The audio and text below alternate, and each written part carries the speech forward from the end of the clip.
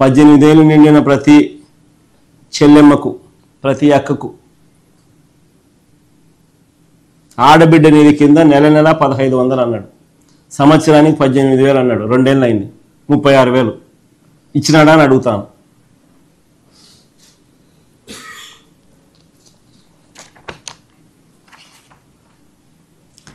పోనీ 50 ఏళ్ళకి పెన్షన్ అన్నాడు. అది కింద చూడండి, బీసీ, ఎస్సీ, ఎస్టీ, ముస్లిం మైనారిటీలకు 50 ఏళ్ళకి పెన్షన్.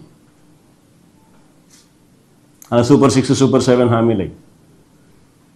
నెలకు 4,000 చొప్పున, ఏడాదికి 48,000, 2 ఏళ్ళకి కలిపి 96,000.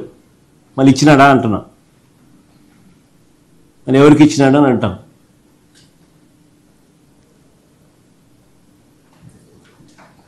అన్నదాత సుఖీభవ అంటూ పిఎం కిసాన్ కాక సంవత్సరానికి 20,000 అన్నాడు. 2 ఏళ్ళకి కలిపి 40,000, ఇచ్చింది 10,000, 30,000 ఎగరగొట్టినాడు. ఇది మోసం కాదా అని అడుగుతాను. తల్లికి వందనంలో అమ్మఒడిని పేరు మార్చినాడు, తల్లికి వందనం అన్నాడు. తల్లికి వందనం కోతకు, తల్లికి వందనంలో ప్రతి పిల్లాడికి ఇస్తానన్నాడు. అందరికీ 15,000 అన్నాడు. తీరా చూస్తే మొదటి సంవత్సరం ఎగరగొట్టినాడు. రెండో సంవత్సరానికి వచ్చేసరికి 15,000 కాస్త మొదటి సంవత్సరం, రెండో సంవత్సరానికి వచ్చేసరికి ఏకంగా 20 లక్షల మంది పిల్లలకు తగ్గించేసినారు. తగ్గడమే కాకుండా 15,000 కాస్త తీరా వచ్చేసరికి 8,000, 9,000, 10,000, కొందరికి మాత్రమే 13,000. అంటే 2 ఏళ్ళకి కలిపి ప్రతి పిల్లాడికి ఇవ్వాల్సింది 30,000. ఇచ్చింది ఎంత అంటే కొందరికి 8,000, కొందరికి 9,000, కొందరికి ఎగరగొట్టడం, కొందరికి 10,000, కొందరికి 13,000.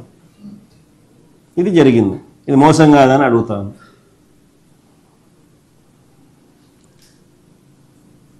ఏడాదికి 3 సిలిండర్లు ఉన్నాడు. 2 ఏళ్ళకి కలిపి 6 సిలిండర్లు. ఇచ్చింది ఎంత అంటే 2 సిలిండర్లు. అది కూడా అందరికీ ఇవ్వాలి.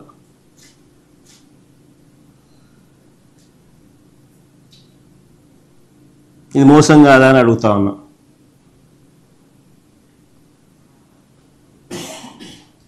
ఉచిత బస్సు ప్రయాణం అంటాడు. ఎక్కడికైనా పోవచ్చు, ఏ బస్సు అయినా ఎక్కచ్చు అన్నాడు ఎన్నికలప్పుడు. తీరా ఇప్పుడు చూస్తే కొన్ని బస్సులకే, అది కొంతమందికే అని ఇప్పుడు కొత్త కొత్త రూల్స్తో పెడతా ఉన్నాడు. మోసం కాదని అడుగుతా ఉన్నా. మరి ఇన్ని 420 చేష్టలు చేస్తూ ఉన్నాడు. మరి చీటింగ్ కేసు పెట్టి మీద బొక్కలో వేయాల్సింది కాదా? అసలు వీళ్ళు ముగ్గురిని బొక్కలో వేయాలటని చీటింగ్ కేసు పెట్టి. ఫ్రాడ్ కాదా ఇది? ఇదే వేరే వాడు ఎవడన్నా చేస్తే, ఏదన్నా చిట్ ఫండ్ నడిపేవాడో, లేకపోతే ఏదన్నా ఫైనాన్స్ స్కీమ్ నడిపేవాడో ఎవడన్నా ఇట్లాంటి ఫ్రాడ్లు చేస్తే కన్నా ఏం చేసిందరు? జైల్లో పెట్టిందరు కదా వీళ్ళు. కాబట్టి ఈనాడు రాయడు, ఆంధ్రజ్యోతి చూపదు, TV5 అంతగా పట్టించుకోదు. అంతా ఇల్లే గజ దొంగల ముఠ, దోచుకోవడాలు, పంచుకోవడాలు, తినుకోవడాలు, అంతా ఇల్లే. ఎవడు రాయడు, ఎవడు చూపుడు, ఎవడు మాట్లాడు.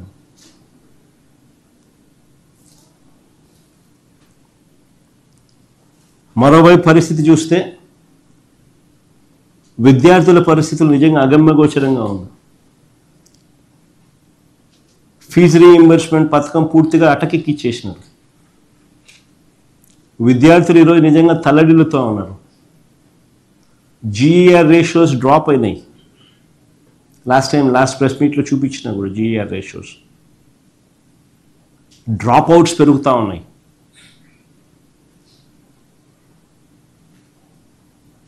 పిల్లలు చదువులు మానేస్తూ ఉన్నారు. చదువుల కోసం తల్లిదండ్రులు అప్పుల పాలు అవుతూ ఉన్నారు.